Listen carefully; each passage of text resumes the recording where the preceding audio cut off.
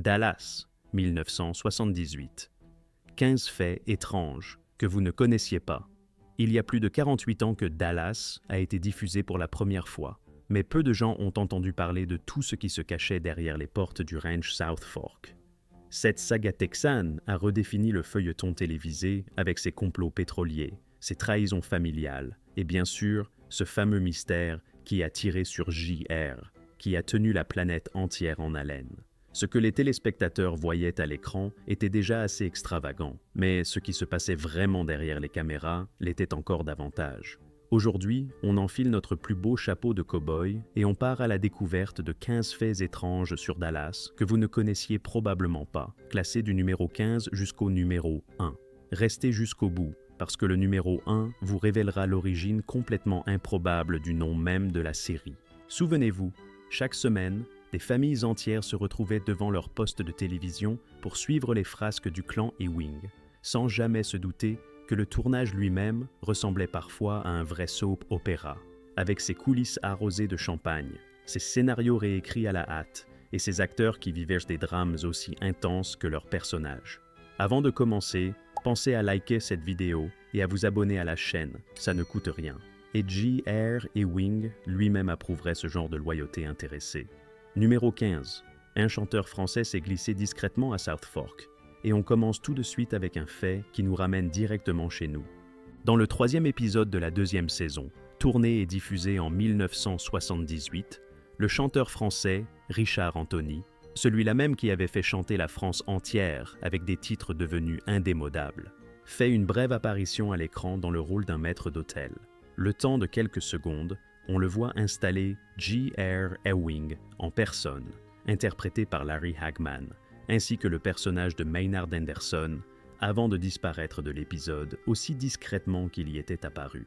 Cette anecdote est restée longtemps méconnue du grand public français, y compris de nombreux fans de la série, qui ignoraient si qu'une icône de la chanson hexagonale avait un jour croisé la route des Ewing, ne serait-ce que pour quelques répliques de service. En France, Dallas a connu un succès retentissant sur TF1, où les saisons 1 à 9 ont été diffusées entre le 24 janvier 1981 et le 12 août 1987, et le générique français, avec ses fameuses paroles « Dallas, ton univers impitoyable », reste gravé dans la mémoire collective de toute une génération qui se retrouvait devant son poste chaque semaine.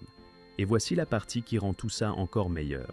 Un documentaire français intitulé « Faire Dallas » a même été tourné en 1983 sur les coulisses du tournage, preuve que la fascination hexagonale pour South Fork ne s'est jamais vraiment arrêtée à l'écran. Ce qui, honnêtement, résume bien la relation particulière que la France entretient avec cette série. On a longtemps chanté ce générique sans forcément savoir qu'on partageait. L'espace d'un battement de cils à l'écran, un petit bout de plateau avec l'un des chanteurs les plus populaires de notre propre histoire musicale. Numéro 14. 2 comédiens ont vécu leur rôle bien plus intensément qu'on ne l'imagine. Jim Davis, qui incarnait le patriarche Jock Ewing, a été diagnostiqué d'un myélome multiple pendant le tournage de la 4e saison. Il a continué à jouer aussi longtemps que sa maladie le lui a permis, mais il est malheureusement décédé pendant la diffusion de cette même saison, en 1985, ce qui a contraint les scénaristes à faire disparaître son personnage du récit. De son côté, Barbara Bel Geddes, qui interprétait la matriarche Miss Ellie, reste la seule actrice du casting original à avoir reçu à la fois un Emmy Award et un Golden Globe. Son rôle a d'ailleurs rejoint sa propre vie de façon frappante lorsque son personnage a subi une mastectomie radicale à l'écran, une épreuve qu'elle avait elle-même traversée dans la réalité au début des années 70. Elle s'est éteinte en 2005, à l'âge de 82 ans. Ce qui, honnêtement, rappelle une chose essentielle. Derrière le glamour du pétrole texan et des intrigues à rebondissements, il y avait de vraies personnes qui traversaient de vraies épreuves, parfois avec un courage bien plus grand que celui de leurs personnages. Larry Hagman a d'ailleurs confié plus tard que Barbara Bel Geddes était le véritable pilier émotionnel du plateau, la décrivant comme quelqu'un qui tenait toute l'équipe soudée, bien au-delà de son simple rôle de matriarche fictive. Quant à Jim Davis, son portrait a longtemps continué à apparaître à l'écran après sa disparition, sous forme d'hommages discrets glissés dans le décor de South Fork, comme un clin d'œil silencieux du patriarche veillant encore sur sa famille de fiction. Numéro 13. Le vrai ranch South Fork existe toujours et se visite. Pendant que la fiction s'emballait, le véritable ranch South Fork, lui, continuait paisiblement d'exister à Parker, au Texas. C'est là que vivait la famille Ewing dans la série, et c'est là qu'ont été tournées les scènes en extérieur. En 1985, la demeure du ranch a ouvert ses portes au public, et elle fait aujourd'hui office de centre de conférences et de réception. Les visiteurs peuvent encore aujourd'hui parcourir la maison et le domaine, et même admirer l'arme tristement célèbre qui a servi à tirer sur J.R. Prenez un instant pour digérer ça. Quelque part au Texas, on peut littéralement poser sa main sur l'objet responsable de 8 mois d'angoisse collective mondiale. Et l'histoire de Dallas ne s'est jamais vraiment arrêtée là. La série a inspiré 3 téléfilms distincts. Dallas, les jeunes années, en 1986, Dallas, le retour de J.R. en 1996, puis Dallas, la guerre des Ewing en 1998, ce dernier mettant en scène une Sue Ellen enfin triomphante, aux commandes d'une partie de l'empire pétrolier familial, elle qui avait pourtant passé des décennies à se faire malmener par tout le monde. Il y a également eu un téléfilm de retrouvailles en 2004, puis un redémarrage complet produit par la chaîne TNT, diffusé de 2012 à 2014, qui a mêlé une nouvelle génération de personnages aux acteurs originaux, dont Larry Hagman, Patrick Duffy, Linda Gray et Charlene Tilton. Malheureusement, Hagman est décédé en novembre 2012, ce qui a contraint les scénaristes à intégrer la mort de J.R. Ewing dans la 2e saison du redémarrage. Et comme si tout cela ne suffisait pas, un studio a même conçu, en 1984, un jeu vidéo baptisé Dallas Quest pour l'ordinateur Commodore 64, dans lequel Sue Ellen demandait aux joueurs de retrouver une carte d'un gisement pétrolier à South Fork. Le problème, c'est que l'essentiel du gameplay consistait surtout à affronter des vaches enragées et des singes, ce qui n'avait pas grand-chose à voir avec les subtilités du feuilleton original. Ce qui, honnêtement, est le genre de produit dérivé complètement absurde qu'on ne pourrait imaginer que dans les années 80. Numéro 12, un rideau de fer, un dictateur trompé et une chute inattendue. Avec son immense audience mondiale, Dallas a été diffusé jusqu'en Russie et en Roumanie, même si le feuilleton y a d'abord été interdit. Le président roumain, Nicolae Ceausescu, a fini par autoriser sa diffusion après avoir été convaincu que la série était anticapitaliste, et donc sans danger pour le public roumain, puisqu'elle était censée montrer les dérives de l'Occident. Le problème, c'est que l'effet inverse s'est produit. Les Roumains ont plutôt admiré le mode de vie extravagant des Ewing. En 1989, Ceausescu et son épouse ont été exécutés, et les Roumains ont commencé à connaître davantage de liberté après des décennies de dictature. Après la chute du régime, des scènes de la série jusque-là censurées ont été restaurées et diffusées. Larry Hagman est même allé plus loin en suggérant que Dallas aurait joué un rôle dans l'effondrement de l'Union soviétique, estimant que la série pourrait avoir été directement ou indirectement responsable de la chute du bloc communiste, les citoyens soviétiques ayant commencé à s'interroger sur leurs propres conditions après avoir vu le train de vie de la richissime famille texane. Hagman a d'ailleurs développé une relation assez particulière avec le régime de Ceausescu. En échange du droit d'utiliser son image et sa série pour la propagande roumaine, il aurait accepté une somme d'argent conséquente versée en liquide, tout en insistant pour garder cette rémunération secrète jusqu'après sa mort. L'affaire n'a été révélée qu'une fois, la nouvelle de son décès rendue publique. Plus tard, dans les années 1990, il a aussi prêté son image, cette fois publiquement, à des publicités pour le géant pétrolier russe Lukoil. L'amour des Roumains pour la série était d'ailleurs si fort qu'un homme d'affaires du nom d'Ili Alexandru a fait construire, près de la ville de Slobozia, un complexe hôtelier baptisé Hôtel Dallas, directement inspiré du ranch South Fork, avec en prime une réplique miniature de la tour Eiffel plantée dans le jardin. Et là, on se dit qu'un feuilleton texan a peut-être eu plus d'influence géopolitique que bien des traités diplomatiques. Numéro 11, toute une saison n'était finalement qu'un rêve. Après avoir quitté la série, Patrick Duffy a fait un retour totalement inattendu lors des derniers instants de la 9e saison, en 1986, en apparaissant dans la douche de Pam. Ce retour a choqué et déconcerté une bonne partie du public, puisqu'il impliquait que toute la saison précédente n'avait en réalité été qu'un simple rêve, ce qui lui a valu le surnom de saison du rêve. Fait amusant et un peu ironique quand on y pense, c'est la propre épouse de Patrick Duffy qui a eu l'idée originale de faire revenir Bobby de cette manière.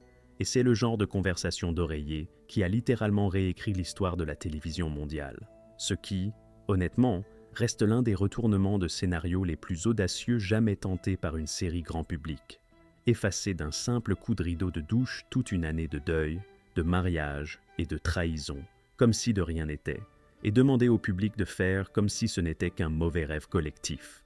Numéro 10. Bobby aurait dû mourir d'une toute autre façon.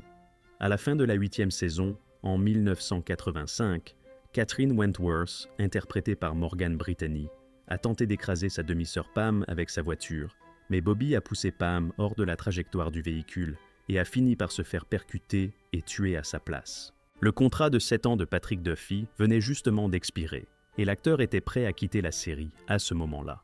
Autant dire que cette mort accidentelle tombait plutôt bien pour le scénario, même si personne n'avait prévu que ce soit Bobby qui finisse sous les roues plutôt que Pam.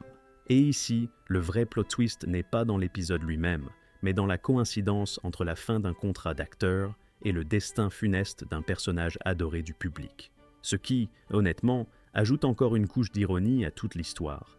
Selon certaines sources de l'industrie, le personnage de Bobby avait en réalité été envisagé pour mourir dès la fin de la toute première saison de la série, bien avant que Patrick Duffy ne devienne l'un des piliers les plus populaires du casting.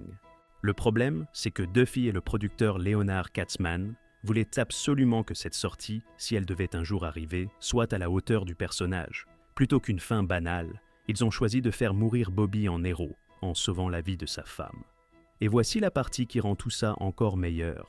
Malgré cette mort soigneusement mise en scène comme un adieu définitif, l'année sans Bobby n'a pas franchement emballé le public et les audiences ont commencé à mollir. C'est là que Larry Hagman est entré en scène en coulisses. Selon les souvenirs de sa collègue Joan Van Ark, il aurait tout simplement appelé Duffy pour lui proposer de venir discuter autour d'un sauna et d'une bouteille de champagne au frais, sachant pertinemment ce qu'il s'apprêtait à lui demander. Ce qui, en toute logique, prouve qu'au Texas comme à Hollywood, il n'y a pas de meilleur argument de négociation qu'un peu de vapeur et quelques bulles. Numéro 9. Les Simpsons et le Saturday Night Live n'ont pas résisté à la parodie. Le mystère du tireur a marqué la culture populaire au point d'inspirer plusieurs parodies mémorables. La plus amusante reste sans doute celle des Simpsons, qui a proposé son propre feuilleton estival avec l'épisode en 2 parties, qui a tiré sur Monsieur Burns, centré sur le principal antagoniste de la série, Montgomery Burns. La parodie la moins réussie, elle, vient du Saturday Night Live, lors d'un épisode de 1981 animé par Charlene Tilton. Mais l'acteur invité Charles Rockets a lâché un juron en direct à la télévision pendant le sketch, ce qui lui a valu d'être renvoyé de l'émission peu de temps après.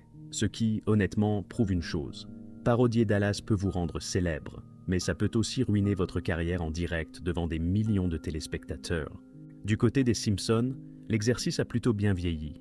L'épisode en question, diffusé en 1995, a lui aussi généré son propre suspense estival, les fans se demandant tout l'été qui, parmi les habitants de Springfield, avaient bien pu vouloir la peau de leur milliardaire local. Une façon assez savoureuse de rendre hommage à Dallas tout en se moquant gentiment de son propre procédé narratif. Et voici la partie qui rend tout ça encore meilleur.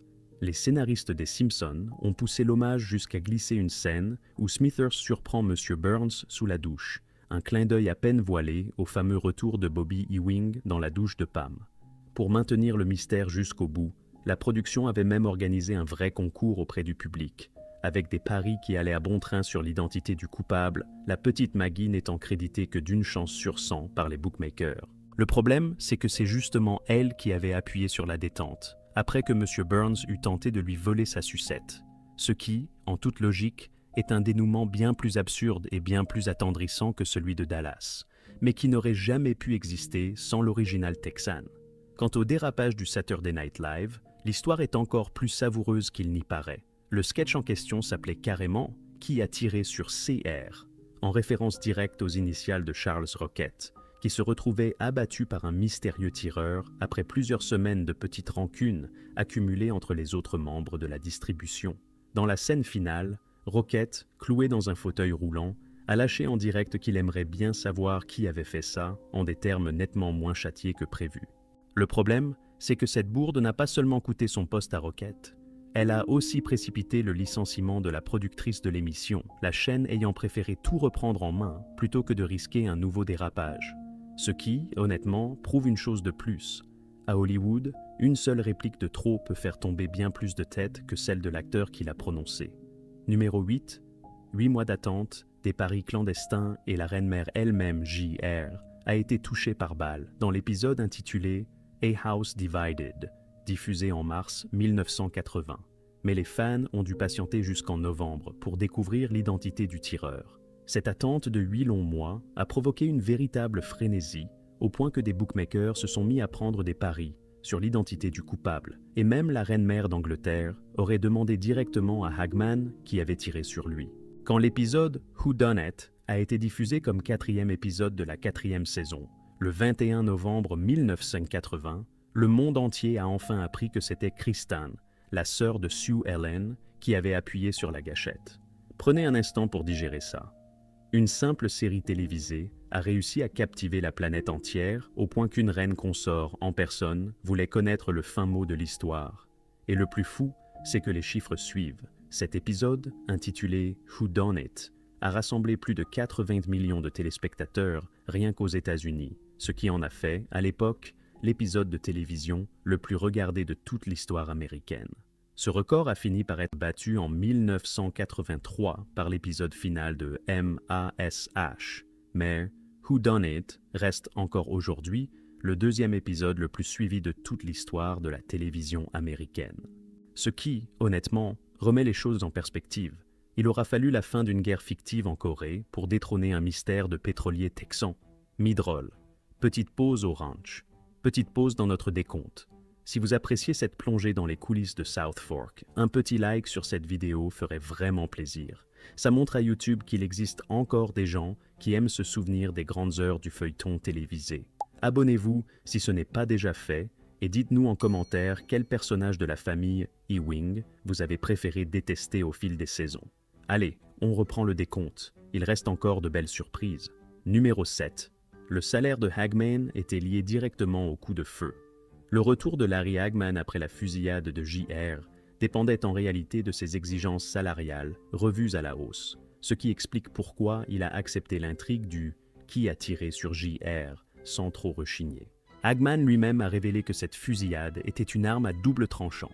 Elle offrait aux producteurs et aux dirigeants de CBS un moyen parfaitement légitime de se débarrasser de lui, si jamais ses exigences devenaient trop encombrantes. Autrement dit, le plus grand cliffhanger de l'histoire de la télévision américaine était aussi, en coulisses, une négociation de contrat à peine déguisée. À la fin des négociations, c'est finalement Hagman qui a obtenu gain de cause, décrochant à la fois l'augmentation espérée et une part des bénéfices de la série. Ce qui, en toute logique, fait de lui l'un des rares acteurs de l'histoire de la télévision à avoir transformé une simple balle de fusil fictive en véritable levier de négociation salariale. Et ce, sans même avoir besoin d'un avocat particulièrement retors, juste d'un scénario suffisamment addictif pour que la chaîne n'ait pas d'autre choix que de céder. Numéro 6. Le fameux coup de feu sur J.R. n'était même pas prévu. Alors que les cliffhangers devenaient une mode à la télévision, Dallas a bien évidemment suivi le mouvement, même si l'iconique épisode « Qui a tiré sur J.R. » n'était absolument pas planifié à l'origine. La fin de saison prévue devait être le procès de Jock Ewing, mais le studio a commandé des épisodes supplémentaires, forçant l'équipe à inventer un tout nouveau final de saison à la dernière minute. Sous la direction du producteur Leonard Katzman, Dallas a profité de sa popularité grandissante pour créer cette intrigue à suspense qui allait maintenir les spectateurs en haleine. Le producteur a expliqué que cette décision relevait d'une stratégie bien précise, maintenir l'intérêt du public pendant la longue pause estivale, dans l'espoir que le mystère génère suffisamment d'anticipation pour faire grimper les audiences au retour de la série. Et c'est exactement ce qui s'est passé, et même bien plus que ça. Petite parenthèse amusante à ce sujet. Le spin-off Côte Ouest, qui allait suivre pendant 14 saisons la vie de Gary Ewing, le frère un peu raté de J.R. et de Bobby, avait en réalité été imaginé par David Jacobs avant même Dallas. Sauf que les producteurs n'avaient tout simplement pas réussi à le vendre à l'époque, faute d'intérêt de la part des chaînes. Ce n'est que lorsque Dallas est devenu un phénomène et que le réseau a réclamé un dérivé que les producteurs ont enfin pu proposer ce projet qui dormait dans leur tiroir depuis des années. Ce qui, en toute logique, prouve qu'au Texas comme à Hollywood, la patience finit toujours par payer, surtout quand on a déjà le scénario prêt sous le coude. Numéro 5. Sue Ellen n'avait même pas de nom au tout début. Linda Gray, qui a interprété Sue Ellen, l'épouse de G.R. pendant de nombreuses saisons, avait à l'origine si peu de temps à l'écran que son personnage n'avait même pas de prénom. L'équipe de casting voulait à l'origine l'actrice Mary Frein pour le rôle. Mais Linda Gray a tellement impressionné les responsables de la chaîne qu'ils ont fini par développer son personnage jusqu'à en faire un pilier du casting principal. Les scénaristes ont ensuite construit pour Sue Ellen une longue intrigue autour de l'alcoolisme, une trame que Linda Gray a fini par trouver lassante au fil du temps. Elle a quitté la série en 1989, expliquant « Franchement, cette femme est ivre depuis 8 ans, ça suffit. Je ne suis pas parti en claquant la porte sur mes talons hauts, mais ça suffisait. » Le problème était donc simple. Quand une intrigue devient un fardeau plutôt qu'un défi d'actrice, même la plus grande dame de South Fork finit par vouloir prendre l'air. Ce qui, honnêtement, force le respect. Linda Gray a transformé un rôle initialement pensé comme un simple faire-valoir sans prénom, en l'une des figures féminines les plus marquantes de toute l'histoire du feuilleton américain. Et ce, avant même que le concept de personnage secondaire devenu star ne devienne une tendance à la mode dans les salles de scénaristes. Numéro 4. Larry Hagman a grandi en creusant des fossés au Texas. Hagman, qui avait grandi au Texas, a un jour raconté avoir travaillé à creuser des fossés et à construire des piscines pour un magnate du pétrole qui avait 4 fils du côté de Weatherford.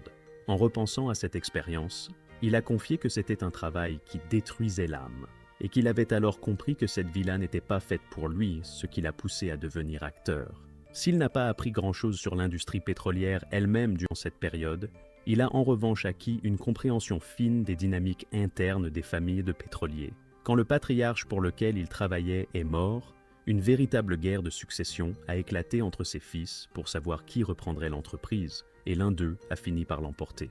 C'est précisément sur ce fils victorieux que Hagman s'est inspiré pour construire son personnage de G.R. Ewing, ce qui, honnêtement, est assez vertigineux.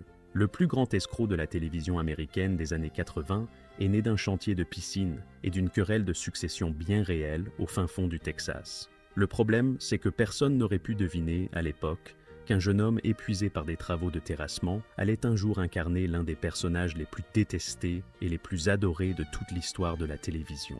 Et c'est bien là toute l'ironie de la chose. Hagman a fui une vie qu'il jugeait destructrice pour l'âme, pour finir par y consacrer toute sa carrière, simplement filmé sous un autre angle, celui d'un plateau de tournage plutôt que celui d'un chantier. Numéro 3, J.R. ne devait pas être le grand méchant de l'histoire. Toute sa vie, J.R. Ewing n'a fait que manigancer et se faire des ennemis, au point de se prendre 2 balles au cours de la série. Pourtant, Larry Hagman estimait que son personnage était souvent mal compris. Selon lui, J.R. n'était pas foncièrement mauvais. Il était simplement un homme d'affaires, ce qui, en soi, porte déjà quelques connotations peu flatteuses. Le plus étonnant, c'est que le personnage n'a pas du tout été conçu ainsi au départ. Dans la toute première version du script pilote, J.R. était écrit comme un antagoniste beaucoup plus classique, tandis que Bobby était pensé comme le personnage le plus complexe et le plus original de la série, un playboy charismatique mais immature, la prunelle des yeux de son père. Seulement voilà, la chaîne CBS voulait que Bobby incarne un héros plus traditionnel. Patrick Duffy a confié qu'on attendait toujours de lui qu'il incarne la bonté à l'état pur, précisant même que le personnage de Pam n'était finalement qu'un reflet de la vertu de Bobby, une façon de renforcer sa posture morale à l'écran. En toute logique, on aurait dû retenir Bobby comme le vilain retors et J.R. comme le gendre idéal. Bien sûr que non. La télévision a préféré nous offrir l'inverse, et on ne va pas s'en plaindre. Numéro 2, sur le tournage, on ne buvait pas de l'eau minérale. En 1995, Larry Hagman, l'interprète du tristement célèbre J.R. Ewing, a dû subir une greffe du foie, conséquence directe d'années d'alcoolisme. Patrick Duffy, qui jouait Bobby, le frère cadet de J.R., est revenu à plusieurs reprises sur les habitudes de l'équipe pendant les grandes années du tournage. Selon lui, la journée type comprenait un verre au déjeuner dans un restaurant et un petit remontant l'après-midi avant la fin du tournage, puis un autre verre dans la loge avant de rentrer à la maison. Le soir, venait ensuite l'apéritif, une bouteille de vin pendant le dîner, et pour finir, un dernier verre avant de dormir. Duffy a toujours admis que l'expérience était agréable sur le moment, mais qu'il n'arrivait tout simplement plus à suivre le rythme, expliquant qu'il n'avait jamais eu l'impression de développer un problème d'alcool, il avait simplement décidé de lever le pied. Hagman, lui, a un jour affirmé avoir consommé jusqu'à 5 bouteilles de champagne par jour pendant le tournage de la série originale, sans jamais se sentir ivre pour autant. Et voici la partie qui rend tout ça encore meilleur. Malgré cette réputation de fêtard invétéré, Hagman a continué à tourner pendant des années après sa greffe, prouvant qu'au Texas, même le foie a droit à une seconde chance. Ça a duré jusqu'à ce que les médecins tirent la sonnette d'alarme, et Hagman a fini par devenir, dans ces dernières années, un porte-parole assez inattendu pour le don d'organes, rappelant à qui voulait l'entendre qu'il devait littéralement sa survie à la générosité d'un inconnu. Comme quoi, même le plus grand escroc pétrolier de la télévision américaine pouvait, hors caméra, se transformer en ambassadeur d'une cause aussi sérieuse que salvatrice. Numéro 1, le nom de la ville a été choisi presque par accident. Tout commence avec un créateur du nom de David Jacobs, qui travaillait alors sous contrat avec le studio Lorimar. Le réseau CBS voulait un projet taillé sur mesure pour son actrice sous contrat, Linda Evans, et Jacobs a donc pondu un scénario qu'il avait simplement intitulé Untitled Linda Evans Project, une histoire de famille texane liée au pétrole. C'est le cadre du développement chez Lorimar, un certain Michael Filerman, qui a renommé le script Dallas avant de l'envoyer à la chaîne. Jacobs, lui, n'était pas franchement emballé. Selon ses propres souvenirs, il aurait répondu à Filerman quelque chose comme « Dallas ? Kennedy a été assassiné à Dallas. Je n'ai pas envie de situer ça là-bas. En plus, c'est une histoire de pétrolier, et c'est Houston, la ville du pétrole, pas Dallas. » Ce à quoi Filerman aurait rétorqué que personne ne s'en soucierait vraiment, et qu'un feuilleton intitulé Houston n'aurait clairement pas la même allure. Le nom est resté, et le reste appartient à l'histoire de la télévision. Ce qui, honnêtement, est une belle leçon.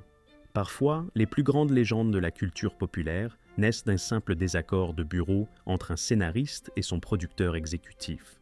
Et voici la partie qui rend tout ça encore meilleur. David Jacobs a rédigé les 5 premiers épisodes sans même avoir mis les pieds à Dallas, préférant écrire d'abord une version volontairement caricaturale de la ville, avant d'aller sur place pour ajuster son texte à la réalité du terrain. Il s'est d'ailleurs souvenu qu'il y avait, chez les habitants de Dallas, quelque chose qu'il ne pouvait décrire autrement que par le mot « extravagant », sans jamais tomber dans l'ostentatoire. Autre détail savoureux, le rôle de J.R. Ewing a d'abord été proposé à l'acteur Robert Foxworth, qui s'est interrogé sur la possibilité de rendre le personnage un peu plus sympathique. La réponse de Jacobs a été sans appel. Ce ne serait jamais le cas, puisque J.R. aimait précisément être ce fameux fils de ses œuvres, convaincu qu'il valait mieux agir avant que les autres n'agissent contre lui. Foxworth a fini par décliner le rôle avant de devenir plus tard une vedette d'un autre grand soap-opéra, Falcon Crest. Ce qui, en toute logique, veut dire qu'on a bien failli connaître un J.R. Ewing gentil et compréhensif. Rien que d'y penser, ça donne des frissons. Fait bonus, la chanteuse du ranch a conquis les hit-parades français. Puisqu'on parle de musique, impossible de ne pas mentionner Audrey Landers, qui interprétait Afton Cooper, la chanteuse de charme gravitant autour de la famille Ewing pendant plusieurs saisons. En dehors de la série, Audrey Landers menait une véritable carrière de chanteuse, et son titre, Manuel Goodbye, sorti en 1983, est devenu un immense succès en Europe, se vendant à plus de 4 millions d'exemplaires. La chanson a grimpé jusqu'à la première place des ventes en Belgique, et s'est classée 2e en France. Une performance remarquable pour une actrice déjà bien occupée à gérer les intrigues sentimentales de South Fork. Ce qui, honnêtement, est le genre de destin à double casquette qu'on ne voit plus beaucoup aujourd'hui. Le jour, on tourne un feuilleton culte devant des millions de téléspectateurs, et le soir, on caracole en tête des hit-parades européens. D'ailleurs, dans la série elle-même, Afton Cooper était présentée comme une chanteuse en devenir gravitant autour du clan Ewing, ce qui rend cette double carrière réelle presque plus savoureuse que la fiction. Audrey Landers interprétait une chanteuse à l'écran tout en devenant, en parallèle, une véritable star de la chanson sur le continent européen, un cas assez rare de fiction et de réalité qui se répondent presque parfaitement. Et voilà, Vous en savez maintenant un peu plus sur les coulisses de Dallas, d'un chanteur français glissé discrètement dans la distribution jusqu'à l'origine presque accidentelle du nom de la série, en passant par la Roumanie communiste, le ranch South Fork bien réel, et une chanteuse de charme qui a conquis les hit-parades européens. En 14 saisons et 357 épisodes, cette famille de pétroliers texans a réussi l'exploit de traverser les frontières, les régimes politiques et les générations, tout en cachant, derrière ses caméras, des histoires humaines parfois bien plus surprenantes que ses scénarios. Dites-nous en commentaire quel est le fait qui vous a le plus surpris parmi ces 15 révélations, et si vous connaissez d'autres anecdotes étonnantes sur cette série culte, n'hésitez pas à les partager avec la communauté. N'oubliez pas de liker cette vidéo, de vous abonner et d'activer la petite cloche pour ne rater aucune prochaine découverte. À bientôt pour un nouveau voyage dans les coulisses de vos séries préférées.